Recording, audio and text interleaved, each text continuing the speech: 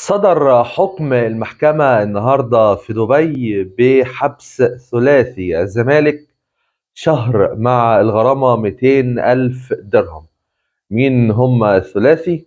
مصطفى شلبي، نبيل عماد دونجا، ومدير الكرة المفروض يبقى قدوة لجميع اللاعبين عبد الواحد السيد، نظرا لما بدر منهم بعد مباراة الزمالك وبيراميدز الأخيرة أو قبل الأخيرة، لما مسكوا فرد الامن وقعدوا يضربوه ويشدوا معاه وشتايم وسباب وقال ايه كان لابس تيشيرت احمر او كان لابس تيشيرت المنافس.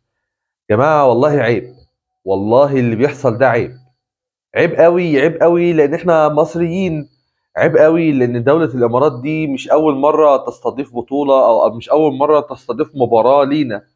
عيب قوي لان انتوا لعبتوا على استاد آل نهيان ده كتير. عيب قوي لان فرد الامن ده يعني هو اللي بيأمنك وهو اللي بيحميك وهو اللي لو حصل حاجة هو اول واحد هيبقى مسؤول عنك واول واحد هيتسأل عنك، من السلطات ومن الحكومة ومن الشرطة. ليه يعني ليه نبوظ صورتنا بره؟ ليه نخلي شكلنا وحش؟ ليه نطلع منظرنا زبالة بمعنى أصح؟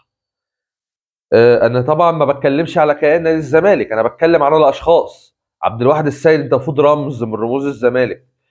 الرمز ده هد المنطق وفشخ الواقع. الرمز ده هد المنطق وفشخ الواقع. ليه؟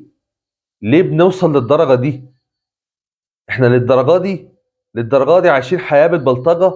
للدرجة دي عايشين الحياة بالفهلوة؟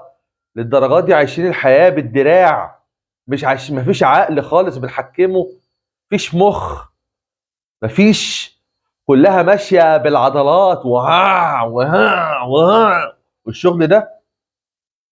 لا بجد والله حرام. انا مشفق على حالة نادي الزمالك ان هو فيه اشكال زي دي صراحة.